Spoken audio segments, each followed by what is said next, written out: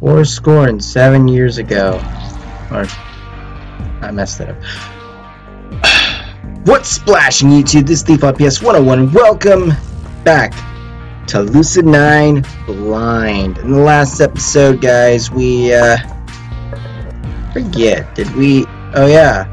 We just found out how harsh and rude Natsuki is, and she apparently put Shigeru in a dog outfit. So she's going like Joey Wheeler. Anyways, please leave a like if you guys are excited for those. And if you guys are excited for Lucid Night coming back, I'm going to try my best to also record episode 30, because this is episode 28. But then after that I have like scheduled already on my phone. Basically, I have schedules already ready for next week. So don't worry, guys. I'm also going to be, as you guys are watching this, I'm also going to be recording with Ponyard. So there's that. So anyways, guys, please leave a like, subscribe to see more, and let's get, with that in the way, let's get into this. Sure, I guess. Natsuki doesn't seem to be fazed by my lack of enthusiasm. She slowly leans forward, enunciating each syllable with painstaking precision. The independent killings. These mean nothing to me, but Shigeru immediately bolts upright, her eyes gleaming with excitement. Sorry, I had to skip up. Tanaka, you must. We're not in Narnia, Enomoto. Talking animals do not exist. Well, Fancy talks to me. She looks at me. She's looking up at me, guys. It's adorable. And he settles on the ground. But I can tell that this is vital breaking point. What are the independent killings? For the past 2 years, 2.5 perhaps, there have been sporadic, brutal murders all around Isemen. Innocent civilians with no relation to one another were massacred in the most terrible of deaths, left as bleeding corpses in the streets. The only connection was their time of death, which was at night, and their autopsies. Death by blood loss from uncontrollable lacerations. Uncontrollable lacerations. My head spins. My vision from the forest this morning returns. Answers my thoughts. Wait, that was this morning? Huh. I didn't think about that. If you guys did not see the last episode, we literally had a panic attack in the forest, and then a police officer came.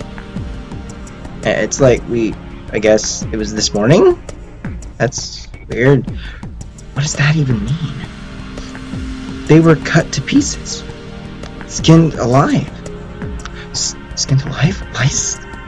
Sliced into the lifeblood until the lifeblood out of them? Well, that's harsh.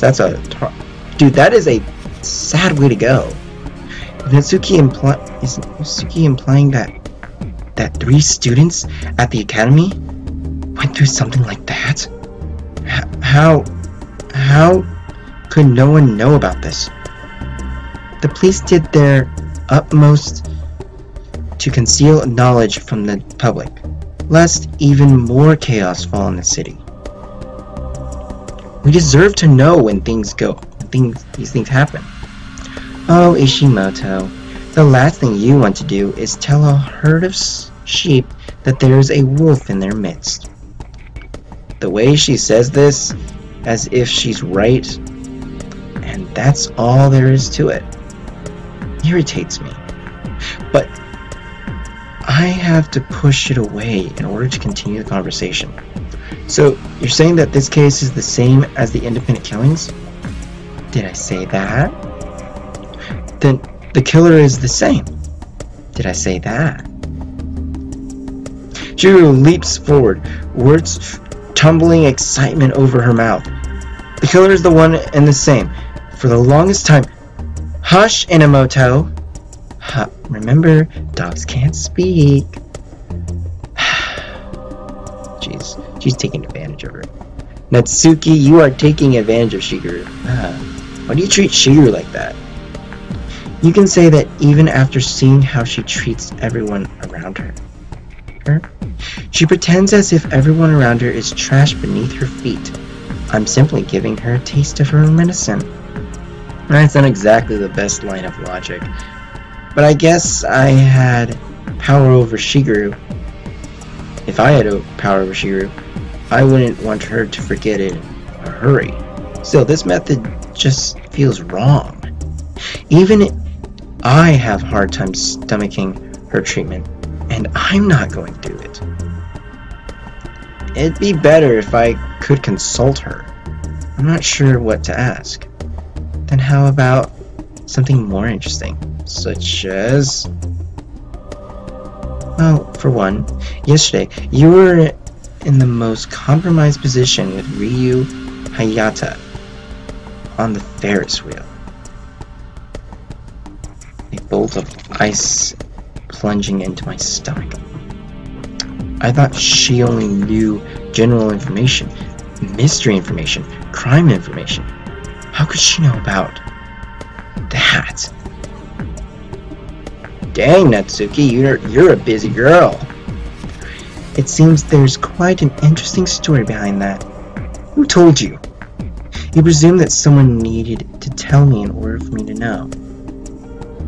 Did you access the security cameras? That's certainly an interesting possibility. Nothing she says is satisfactory. Nothing.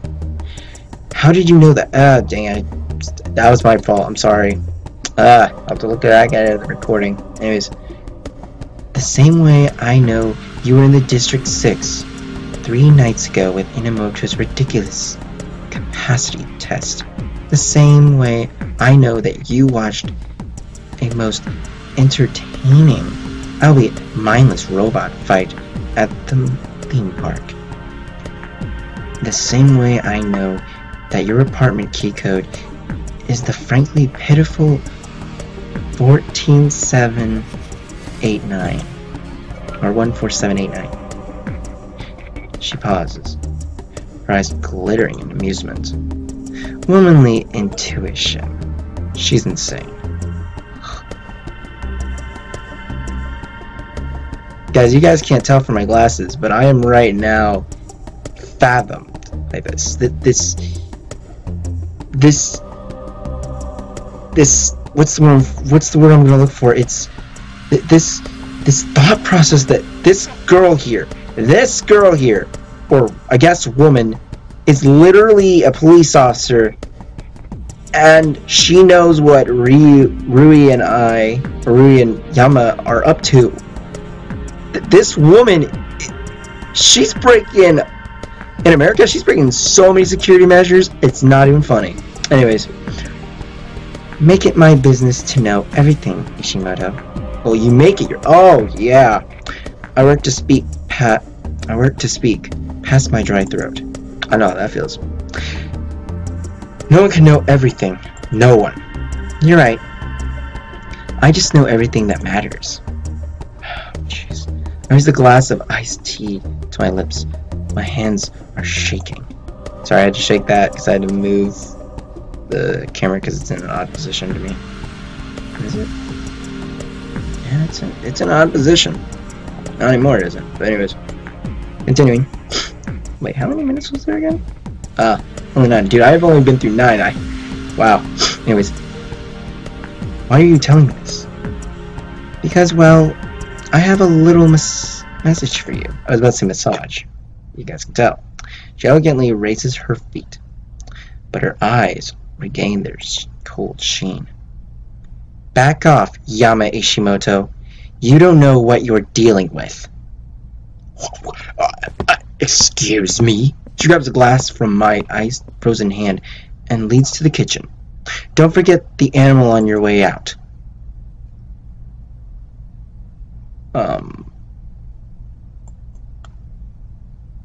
Tanaka, you are Natsuki swiftly whips around, staring Shigeru dead in the eyes. Even in one fluid motion, she stuffs something into Shigeru's pocket and whisks into the kitchen. Shigeru stares at whatever Natsuki gave her, then motions sharply to me. Ishimoto, we are leaving now. Yeah. Screw you, Natsuki, you mean woman. I don't even get to say as I'm forcefully... I don't even get to say as I am forcefully... Or forcefully... I never ever use that word. I always say forcefully. I don't know why. Dragged out of the apartment and back to the street. We stagger into the cutting night air. Out of breath, stopped over in shock, I take a moment to gather my thoughts before I can force out any words. Why did you bring me here? To be miserable? To show me I was in over my head? To give me yet another reason why I'm an incompetent subordinate? I can't handle her alone. I don't think we can handle her together. Actually, that was the most bearable she's ever been. Either my Shigeru translator, has become embedded with my subconscious, or this woman is speaking like everyone else. Does that look better? I don't know why, like, some days my computer, like my camera sometimes is like above and beyond, and then other days it's like just on my own. There we go. That looks better. Even though it looks kind of bad. There we go. But yeah, like, it looks really wonky. I'm sorry if I'm like doing this. I'll cut out bits and pieces. Don't worry. Not only that, but she actually gave a compliment that wasn't backhanded. Who is this imposter? And what has she done with Shigeru? Joking, right? Nevertheless, Ishimoto, you're fired. Wait, what? Did she just call me by... But wait, she's firing me? What? Dude, I'm fired? Why? What did I do? Yes, I'm firing you. You have fulfilled all necessary services. I no longer see reason to expend resources on a useless assistant. She seems to be almost back to normal. Almost. It's too abrupt for me to believe that she's being genuine. If you interfere with my work, I will have to detain you. I have connections with the police. I would prefer not to use it, but I will if I must. Why? That's a good question. Why? It's for your own safety. You must trust me. Trust, that's a nice word. And this has nothing to do with Natsuki's warning on how I should stay out of this. Truly, you are my assistant for a reason. What's that supposed to mean? It is of little consequence. You were fired because you no longer fit the job. Which was basically being an errand boy. Pardon me if I fail to see extensive qualifications that an errand boy needs to fulfill. Let me tell you my own theory, huh? The independent killers? You know an awful lot about them, considering that they're supposed to be hidden from the general public. You were involved in those cases in some way, weren't you? And when you noticed that 2 students had disappeared, and the allegedly impervious academy, something glued you in that they had to be tied to the independent killers. Maybe it was evidence, probably just intuition, considering you have to get Natsuki to confirm it for you. Ishimoto, you do not understand. So, you saw that students were disappearing from the academy, and 4 days ago, you decided you needed to get inside and figure out for yourself what had happened. But security's tight. You couldn't hope to just snoop around unless someone willingly let you in. In the midst of my indignant wrath, the puzzle pieces began to shuffle into place, something together faint memories that I had forgotten. I thought I had forgotten. So you had to approach a student. You had to make a specific connection. Someone who would let you investigate the school without asking any questions. You hired me before you were officially brought into the investigation after all. Wow. That's a lot to take in.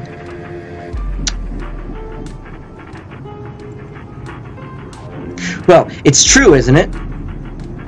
You need to use me to access the academy.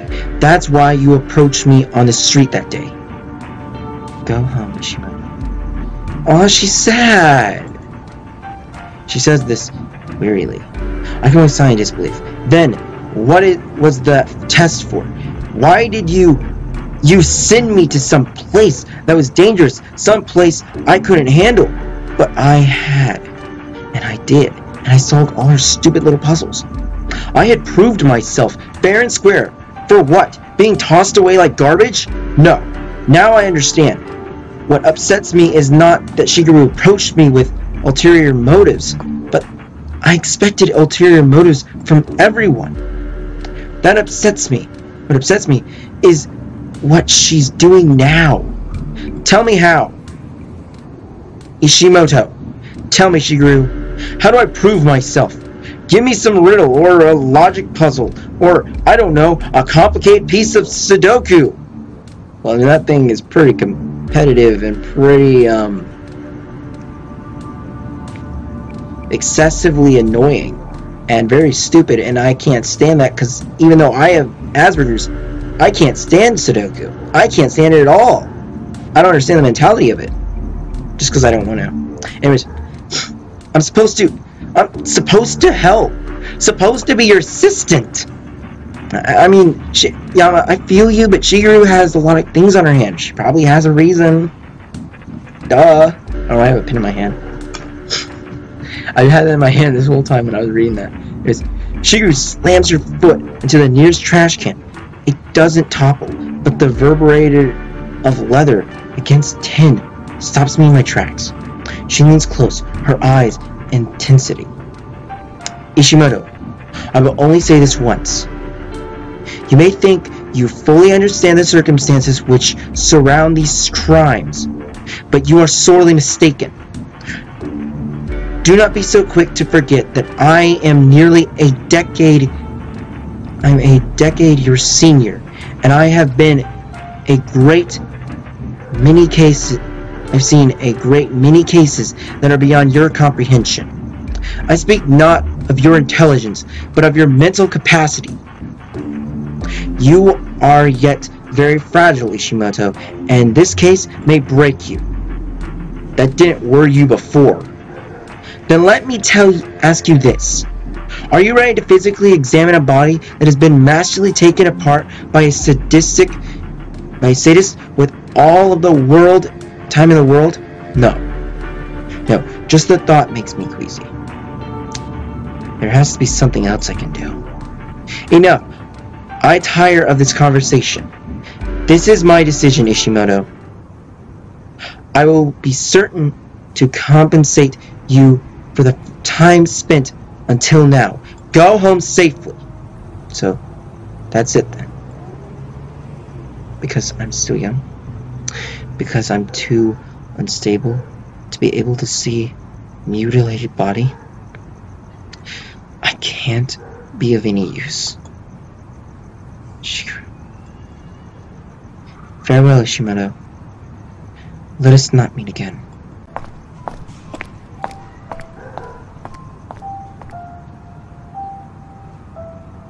Sad music kicks in, guys. And just like that, she turns on one heel and strides away. For a moment, I stand frozen in the street, watching her figure melt into the smoky evening air. Didn't I want a quiet scenery here? A year of breezing by with my friends. No fuss, no muss. had always wanted a quiet life, probably something that involved managing the family restaurant, which I had neither passion nor patience for, but seemed like the least painful option in the lot of life. Really? I can't blame Shigeru. Can I? No. Some part of me still feels like I deserve a better explanation, maybe even a reward. After all, didn't I get her something vile at the Natsuki Tanaka? Bleh. No, that's right. I'm withholding information from her.